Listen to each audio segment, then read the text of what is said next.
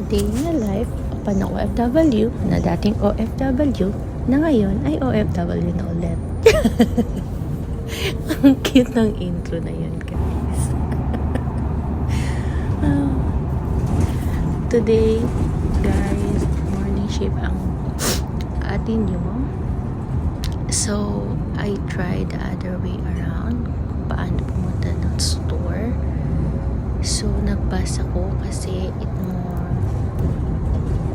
easier and faster na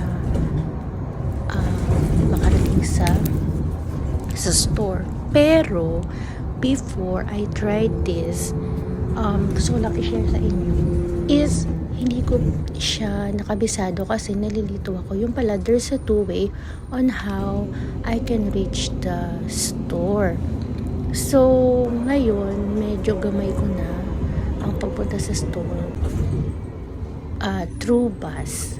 So, siguro, every morning, ang ship ko, I'll using the bus transportation. So, ito, ayan, nakababa na ako. Hindi ko na videohan yung way kung saan ako binaba, kung saan ako natigaan. But, ito kasi yung other way, yung waiting shed dyan, over there. Doon kasi talaga, yung alam ko na binaba na bus, hindi doon sa other way.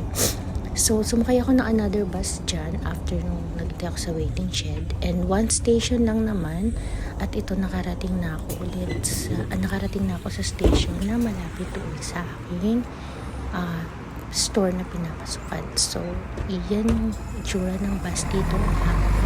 Sobrang lubag, para rin siyang train.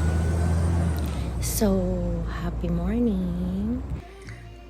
Iyan, so, nag-break na ako. Iyan. Nag-start pa lang ako mag-vlog, guys. Medyo nakakalimutan ko pa. I almost finished my... Yan. Almost na-finish ko na siya bago ko pa i-alok sa inyo. O, diba? I mean, bago ko pa ipakita sa inyo. O, diba? Nakanguya na ang ating nyo. Bago pa man.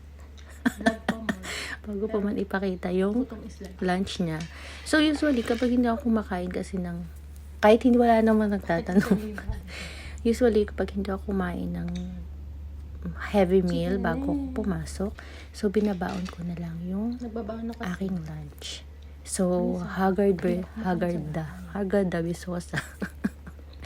So, let's eat, guys. O, diba? Ang dami kong chinichika dyan. So, yun lang.